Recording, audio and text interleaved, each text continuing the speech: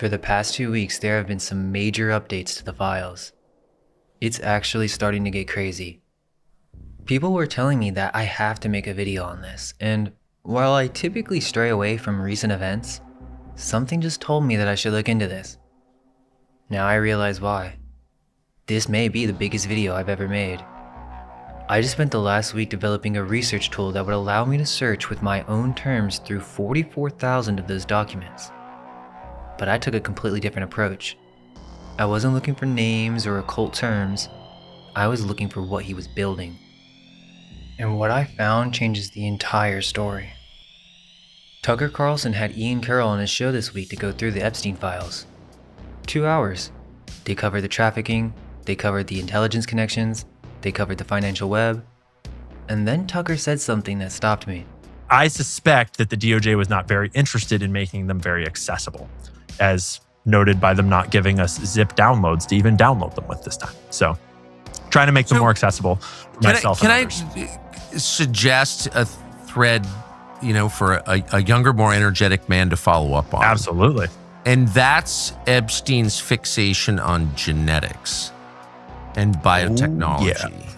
And it's very clear to me, well, much is not clear to me at all, and I don't understand this category very well. I'm not a scientist or geneticist, but I have noticed, not just with Epstein, but with a bunch of people in Epstein's orbit, there is a fixation on genetics and changing genetics and improving people and cloning and on really eugenics. Kind of tampering with the material of life in a way that someone who believed he was God would, or someone who's involved in the supernatural would. I mean, there's really heavy stuff here, and that really, really matters. And I have not seen anybody go into that in a methodical way.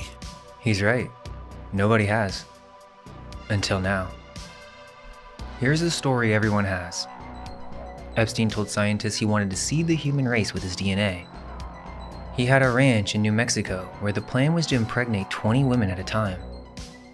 George Church, Harvard's top CRISPR gene editing pioneer, had regular documented meetings with him. A victim wrote in her own words, quote, "I'm not your personal incubator." In 30 23andMe DNA kits were shipped to Dubai for a Middle Eastern royal. And that's where every outlet stopped. The victim diary got picked up by the tabloids, the 23andMe kits got a couple paragraphs in SFgate, and then everyone moved on to the next celebrity name. Everyone is asking who was in Epstein's circle, but nobody's asking what he was building. When you read these documents, the actual EFTA files, not the headlines, a pattern emerges. Shell companies declaring DNA analysis as their business activity. $50,000 wired to an artificial intelligence institute.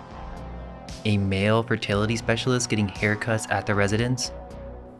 Then there are these meetings called designer babies, 6 days before meetings with the egg people.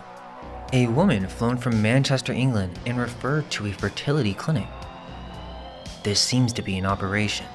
Infrastructure, funding, scientists, and victims who knew. So let's just go through the documents. This is a Deutsche Bank Know Your Customer form for a company called Southern Trust Company Incorporated, registered in the U.S. Virgin Islands, sole owner and president, Jeffrey E. Epstein. DNA analysis. That's what Epstein told his bank that his company does. Expected quarterly revenue, $12.5 million. Annual income, $10 million. So, I went looking for what Southern Trust actually did. Nothing. No lab, no research, no scientist on payroll. The actual operations were pure investment management. Venezuelan government bonds, derivatives, Epstein's personal salary. The company was originally called Financial Informatics Incorporated. DNA analysis was a fiction, a qualifying business activity for USVI tax incentives. Now follow the money. The Cook Foundation, that's one of Epstein's nonprofits, wires $50,000 to the Singularity Institute for Artificial Intelligence. That's now called MIRI, the organization dedicated to building artificial general intelligence. EFTA 01500847. Nobody has ever reported this wire. $20,000 to the Worldwide Transhumanist Association. $100,000 to Ben Goertzel, one of the leading AGI researchers on the planet. A $200,000 invoice for Joseph Thackeray, a researcher George Church introduced to Epstein who was editing his own stem cells with CRISPR. $6.5 million to Harvard's program for evolutionary dynamics. Genetics, artificial intelligence, transhumanism, life extension, CRISPR gene editing. He funded all of it. And that's just the science side. So I kept digging. A master transaction ledger, 21 transactions from 2013 through 2018. Leon Black, the head of Apollo Management, one of the largest private equity funds on Earth, sends over $120 million through Epstein's Southern Trust Company. That money routes to Edmond de Rothschild Bank in Geneva. $10 million goes directly to Benjamin Edmond de Rothschild personally, and in the same ledger, Southern Trust is investing in Peter Thiel's Valor Venture funds. Epstein was the financial intermediary routing $167 million between one of Wall Street's largest PE funds, a European private bank, and Silicon Valley's most connected venture capitalist. And his cover story for all of it? DNA analysis. Then there's this.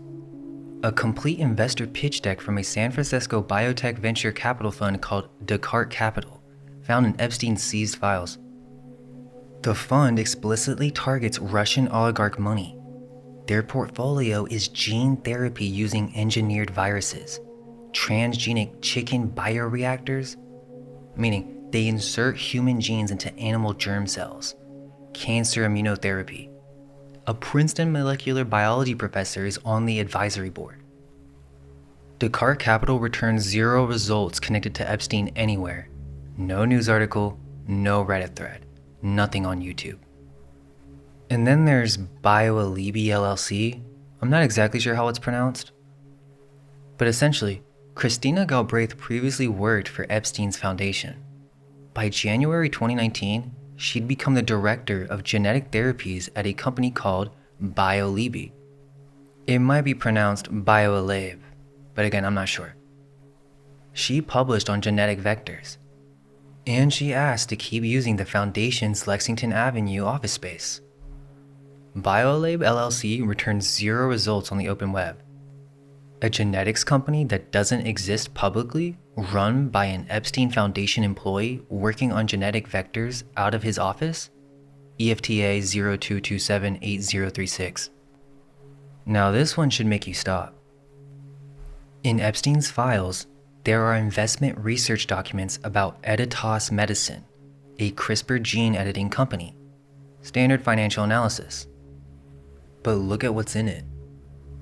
These are the only documents in 44,000 files that contain the word germline. That means editing DNA that gets passed down to future generations. Heritable genetic modification. Gene editing research about permanently modifying human embryos sitting in the seized evidence of a convicted sex trafficker. Ask yourself why that was in his files. One more. A file called traitsandappearance.xls.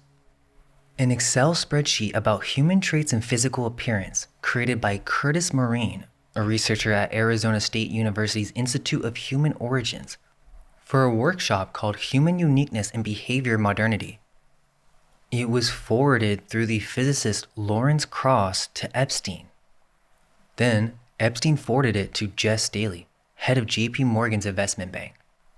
And he added a line, "Your daughter is also invited too." Okay, hold up. A spreadsheet cataloging human traits and appearance forwarded it to one of Wall Street's most powerful bankers with an invitation that included his daughter. Let's continue.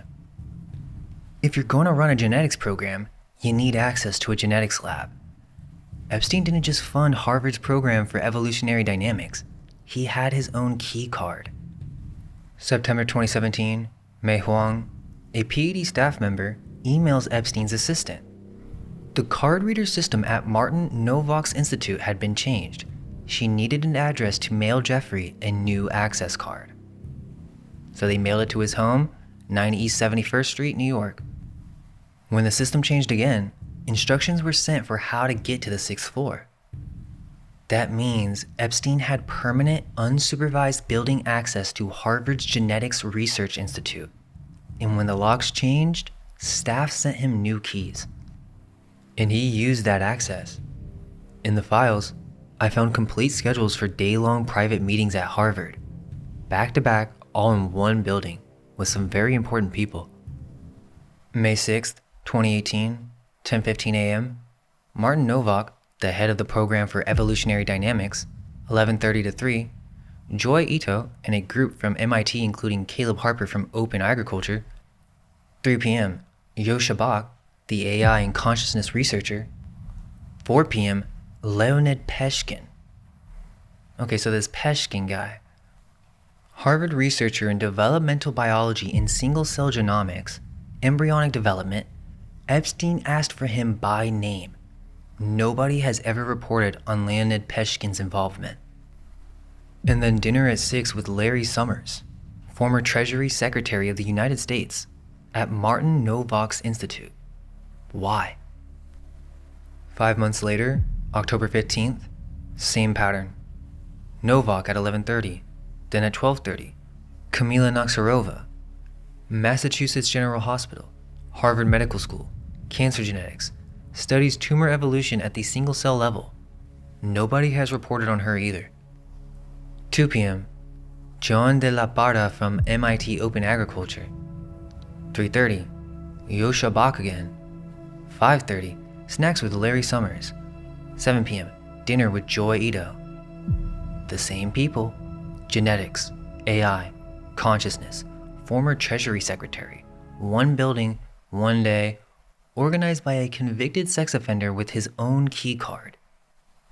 If you're running a reproductive operation, you need a doctor. Meet Harry Fish.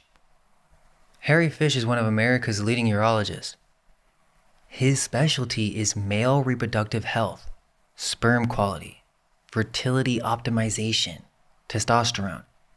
He has 606 appearances in the Epstein documents, $2,800 in urology invoices, home visits at Epstein's residence on the same day the calendar reads 10 Harry Fish, 11:30 Leon, 2:30 Deepak, 3:30 Woody.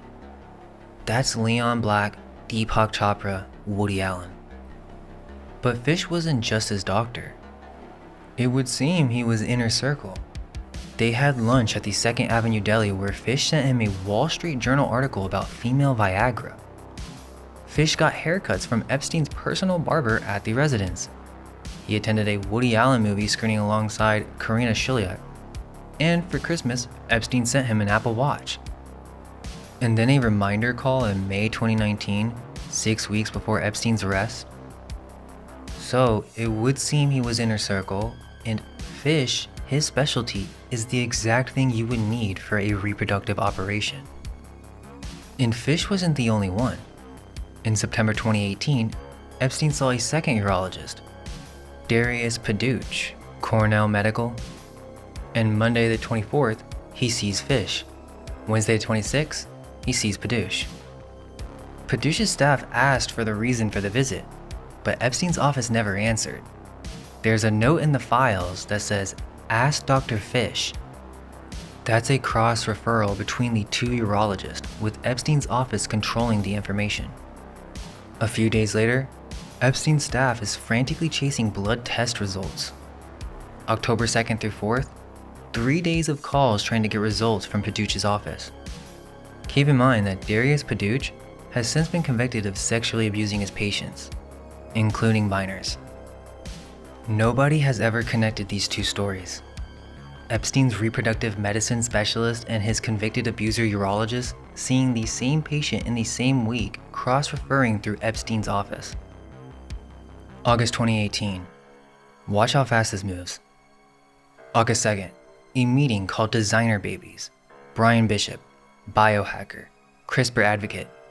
The meeting uses a pre-existing video room. The URL is Tax Master Genetics. That name already existed. That means these discussions had been happening. 3 days later, August 5th, Bishop puts the pitch in writing. The subject line is Designer Babies. and his goal, in his own words, the first live birth of a human designer baby, and possibly a human clone within 5 years. The budget was $1.7 million a year for up to 5 years, plus $1 million for a lab setup. The plan was transgenic mice first, then human volunteers. And the intended outcome? The first human with transgenic sperm, and we begin taking pre-orders. Pre-orders for genetically modified humans. Epstein's response? I have no issues with investing. The problem is only if I am seen to lead. So he wanted in, he just didn't want his name on it. And Bishop knew that. In the same thread he writes, anonymity requirements about babies. We can't publicly identify whose these are or their parents or benefactors. It would brand the child as, essentially, and sadly, a freak for life in the media. He then offers to run the whole thing under his own project so Epstein has, his words, a sufficient level of deniability. There it is. By August 13th, Bishop sent a follow-up. He was already running experiments. Quote, proceeding with more mouse testing at my Ukraine lab. Surgeries, microinjection. The lab was at the Institute of Gerontology at Ukraine's Academy of Medical Sciences in Kiev. A real lab with real experiments. Real animals being cut open and injected with modified genetic material. This is starting to look like a cloning program and a billionaire funder who wanted to stay invisible. August 8th. David Mitchell, Epstein's fixer, sends an email. Jeffrey wanted to set up a meeting with the egg people. And the staff replies, ha, egg people. August 9th, 7:30 a.m. The egg people meeting happens at 9 East 71st Street. By 11, Brad Karp is there, one of the top litigation lawyers in the country. By 1:15, lunch with Leon Black. August 20th, a woman is flown from Manchester, England to New York. September 9th, Epstein personally directs his staff. Find her a gynecologist in Manchester. September 2018, staff recommends Manchester Fertility Clinic. Okay, so 6 days between a designer babies meeting and an egg people meeting. 11 days later, a woman flown internationally and referred to a fertility clinic. Nobody has reported on the egg people term, not even a single news article. Now we go international. So CNBC just ran a piece on Epstein's Silicon Valley connections. They confirmed Anne Wojcicki, the founder of 23andMe, was connected to Epstein. A victim alleged that she met Wojcicki on Epstein's island. CNBC reported that and moved on, but they didn't mention this. That's Epstein's own email, misspellings and all. Rashid Epstein, a fake identity created to register a DNA kit for Sheikh Mohammed bin Rashid Al Maktoum, the ruler of Dubai. His assistant, Leslie Groff, follows up. We can register a kit for you as Rashid Epstein. The kits go to JFK Terminal 4, Door 5, onto Emirates Flight 202 to Dubai. When 23andMe invalidates them for geographic restrictions, Sultan proposes a workaround. Collect the DNA in Dubai, mail the samples to New York.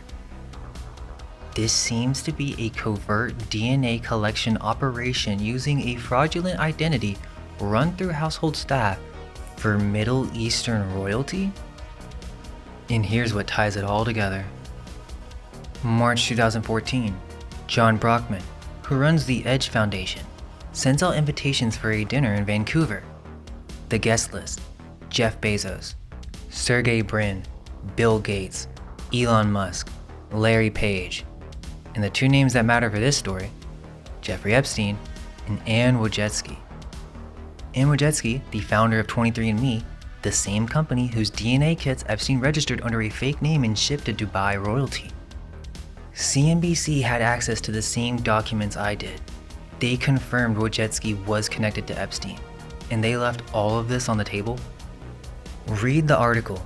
Every name gets the same treatment. Thiel, legal and legitimate purposes. Hoffman, philanthropic purposes. Gates, Absolutely absurd and completely false. Bryn, no comment. The article mentions zero genetics, zero DNA, zero reproductive programs, zero CRISPR. The words baby, fertility, and gene don't appear once. That's not journalism. That's damage control for Silicon Valley. They wrote the version of the story that protects the people in it. Now, Bill Gates. 3 days ago, the Wall Street Journal published an article called How Epstein Inserted Himself in a Split Between Bill Gates and a Top Gates Advisor.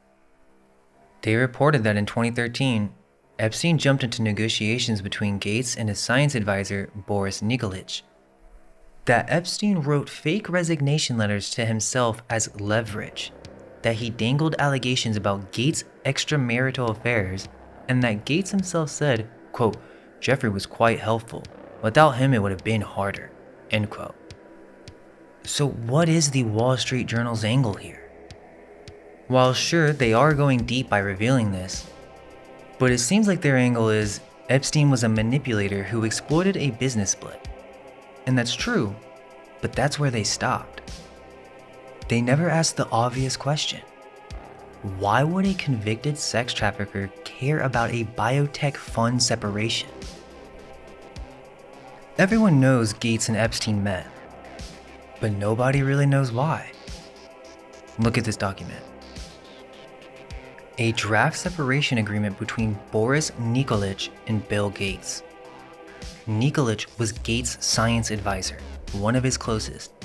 The agreement says they won't disparage each other, they'll keep it confidential, employment ends January 1st, 2014. But this document was sent to Jeffrey Epstein for input. A confidential employment separation between Bill Gates and his science advisor, and Epstein was the one being consulted? Why? Nikolic emailed Epstein directly about the terms. In addition to changing date to the end of January, the last point need to total change, re-helping me find a job. He was negotiating his exit from Bill Gates through Jeffrey Epstein. Boris Nikolic was later named in Epstein's will as alternate executor. 124 documents connect them in the corpus. Epstein wasn't just socially connected to Gates. He was brokering confidential employment separations for Gates' closest science advisors. Nikolic is the bridge figure. Everything I've shown you so far is infrastructure. Shell companies, wire transfers, meeting calendars, key cards, documents. But the files contain something else. This is a letter written by a victim addressed directly to Jeffrey Epstein. This is scary. Let me show you what this document is.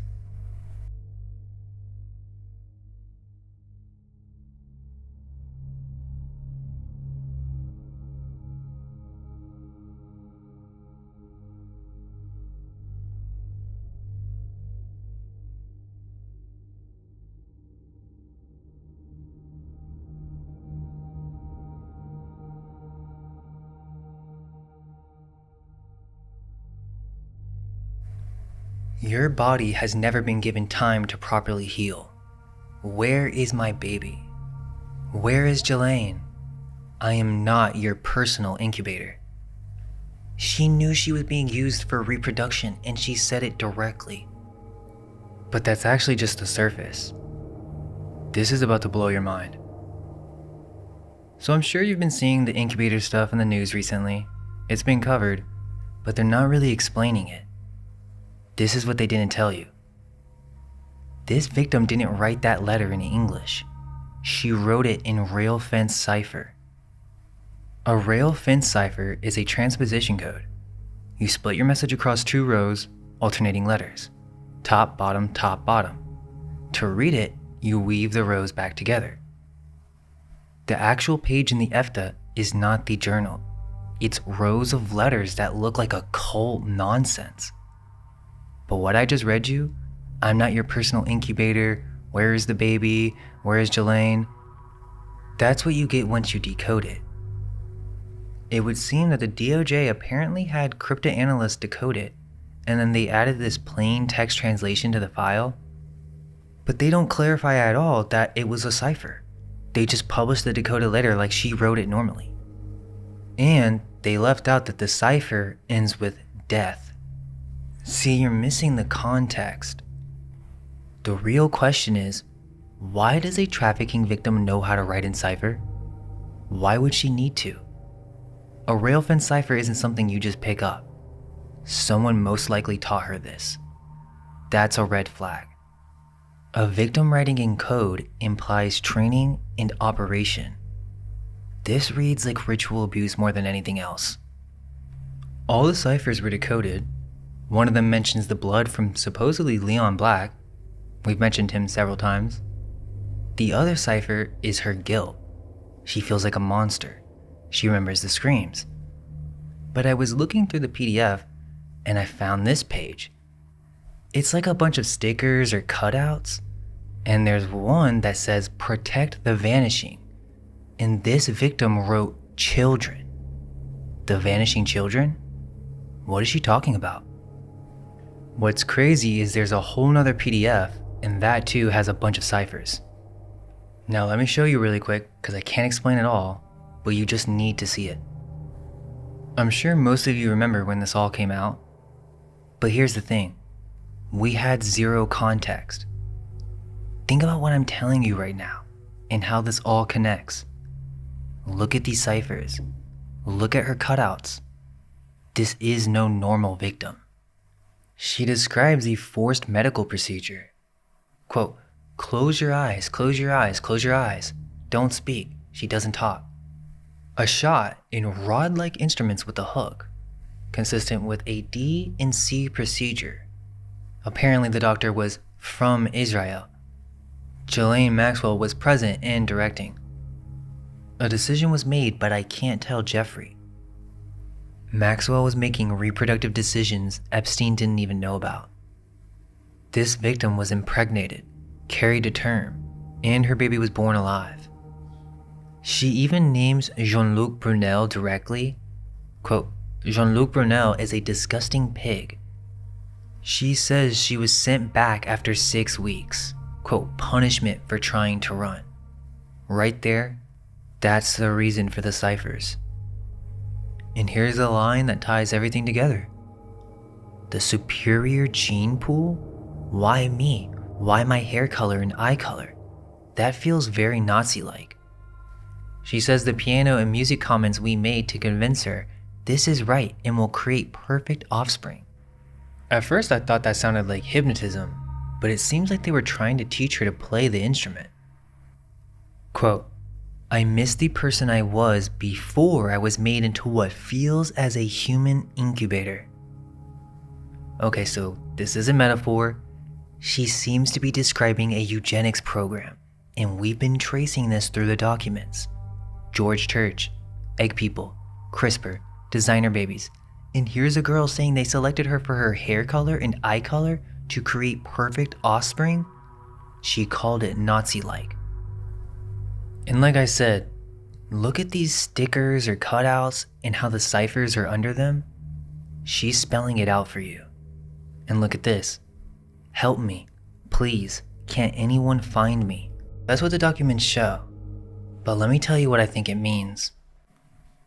I saved this one for last because it connects everything. December 2nd, 2018. A Harvard lunch at Martin Novak's Institute. The guest, George Church, Harvard's top CRISPR pioneer. Seth Lloyd, MIT quantum computing. Martin Novak, and a woman. She had just flown in from Paris. She needed a US cell phone, and she wasn't American. Now look at this email.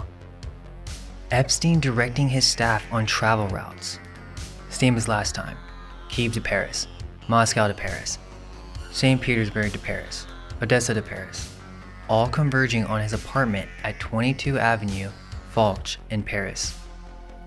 It would seem that apartment was the hub for the Eastern European trafficking pipeline. Women from Ukraine, Russia, Belarus, routed through Paris. Same as last time means this was a reoccurring operation with established routes. So why was a woman from that pipeline at a Harvard genetics lunch with the world's leading CRISPR researcher? Everything that I've shown you so far has been the documents. I haven't made a single claim, I haven't accused anyone of anything. What follows is what I think this means. You can disagree, you can turn off the video, but if you made it this far, I think you need to hear this. When you lay out all these documents, 3 layers emerge. Layer 1, the personal predation. This is the story everyone already knows. The massages, the girls, the island. Epstein was a predator. That's the version that went to trial, and that's where most people stopped. Layer 2, blackmail. Cameras in every room, every bedroom, every bathroom, every property. When you have the most powerful people on earth walking through your doors, and you have footage of what they do behind the closed ones, you don't need money. You have leverage. That's the intelligence operation. Layer 3, the genetics pipeline. And this is what no one is talking about. It would seem that the trafficking wasn't just predation, it was a supply chain. The victims weren't just being exploited, they're being harvested. Eggs extracted, menstrual cycles tracked, fertility clinics arranged, babies taken. And a victim literally wrote, "I'm not your personal incubator." She's describing her function in the operation. But there's one thing that everyone is missing. Why Silicon Valley? Everyone keeps asking why Epstein was connected to tech billionaires. The answer isn't that they were donors. But what if their companies are the infrastructure? 23andMe, genetic profiles on millions of people. That's the training data. Palantir, pattern recognition across massive datasets. That's the trait selection engine. Microsoft, cloud computing and AI processing power. That's the computational backbone for processing genomic data. George Church in CRISPR, that's the editing tool. Once the AI identifies what to change, Church's lab can change it. Oil money can write checks. Only Silicon Valley owns AI, big data, and genetic databases. They're not funding the operation, they are the operation. Now keep in mind, this is all theoretical. I am interpreting public documents, but the infrastructure is real, the companies are real, and the connections between them are in the files. And if this theory is correct, it doesn't stop at production. These aren't just designer babies, it monitors the human. Palantir isn't just analyzing genetic data on the front end.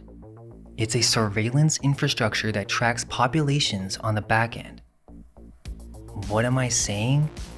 It would seem that these sickos are trying to design an engineered human race that's powered and monitored by AI. Design them, produce them, monitor them, control them, all in AI. That's why I called this video AI Baby Farms. It's not just baby farms. If you follow the documents to their logical conclusion, what you're looking at isn't just a trafficking operation. It's the blueprint for an AI-monitored, engineered population. Allegedly. And remember what I told you at the beginning of the video. Epstein told scientists he wanted to see the human race with his DNA. He wanted to impregnate 20 women at a time at his ranch in New Mexico. Everyone reported that like it was just fantasy, like it was some delusion of a narcissist. But look at what I just showed you. The shell companies, the fertility doctors, the egg harvesting, the CRISPR research, the AI funding. It seems like he was describing this operation. That is the full picture as I understand it, but that's just from 44,000 documents. Every EFTA number has been on your screen, so you can verify everything I've shown you. Now, the story doesn't end here. The documents speak for themselves, but if you want to understand why I called this video what I called it, stay here for 5 more minutes, because none of this is new. This has been happening for almost 300 years. In 1739, the Foundling Hospital opened in London, and it was funded by royalty, supported by aristocrats. And if you look at the coat of arms, there's the Diana of Ephesus, the multi-breasted ancient fertility goddess. But if you look closely, those aren't breasts, they're eggs. Right there on the official seal of a children's hospital. Why do you have occult symbolism on something that's supposed to be a charity? And what about in America? Well, there's a fraternal order that many have never heard of. They're called the Odd Fellows. Similar to Freemasons, but with a completely different purpose. Funded by royalty, their symbols include the all-seeing eye, the fasces, skull and bones, and they were the ones that ran the orphanages in America in the 19th century. They ran the asylums. Their founder, Thomas Wildey, was himself an orphan. Orphans grooming the next generation of orphans. And they did all of this under the name of philanthropy. Now, if you follow the channel, you already know what I'm about to show you. But for those who don't, there are thousands of postcards from the 1890s to the 1910s that nobody talks about. They show babies being grown in cabbage patches, babies being harvested from gardens, babies arriving on trains, babies being pulled from water with hooks and nets, and some that literally say in French, "Nous sommes à vendre," we are for sale. These aren't art projects, these aren't cute jokes. There are thousands of these across Europe and America, and they depict a production line, a repopulation operation. The woman in the red is their handler. The men in the top hats pay for them. Familiar, right? This is the real history behind the Cabbage Patch Kids, and it's even in their lore. A story about babies being grown in a garden, delivered by a stork in uniform, while an evil witch tries to enslave them for labor. Nobody really ever questioned where that story came from. In 1881, a French doctor attached to a foundling hospital built the first baby incubator. He modeled it on a chicken hatchery. Within a decade, baby incubators filled with live premature infants were exhibited at world's fairs across Europe and America. The medical journal that covered it wrote, quote, "It is just as essential in raising men and women as it is raising any kind of stock," end quote. And in 1896, at the same Paris World Fair that showcased those incubators, the first narrative film ever made premiered, Le Fée aux Choux, The Fairy of the Cabbages, a woman pulling babies from a cabbage patch and handing them to couples who pay a farmer. The first movie ever made was about selling babies, and it was created to promote the incubators. Then came the trains. Between 1854 and 1929, over 200,000 children were loaded onto orphan trains and shipped from East Coast cities to the Midwest and West. 72% of them had at least one living parent. They weren't orphans, they were taken. Their names were changed, their records destroyed. They were displayed at train stations and then chosen by families. And then we're just told to forget everything about where they come from.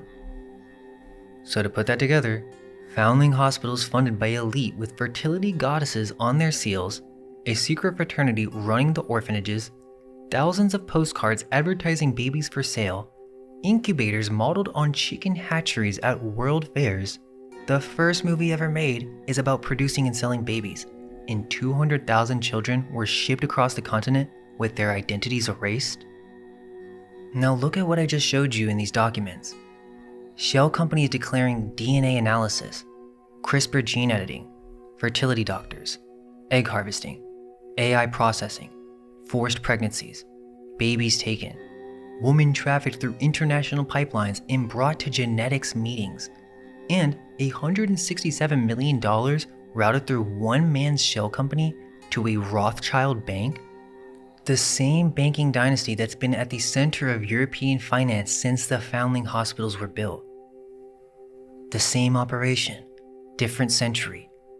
The only thing that changed is the technology. Okay, so I showed you what I found, but that was just from 44,000 documents in the database that I was using. There are 3.5 million pages in the full DOJ release. What I showed you today is just what one person found in 1 week. There's so much more, and there are a lot of open threads. Nobody on YouTube has gone through the documents like this. Tucker said that nobody has gone into the genetics methodically. I just did. And this is just the surface. Part 2 goes even deeper. This whole thing is way older than Jeffrey Epstein. Alright guys, make sure you subscribe if you want to see what I find next. And if you find a document that I should look at, make sure you drop the EFTA number in the comments. This is an ongoing investigation, and we're just getting started. Thanks for watching, and all we can hope is that our minds may be unveiled.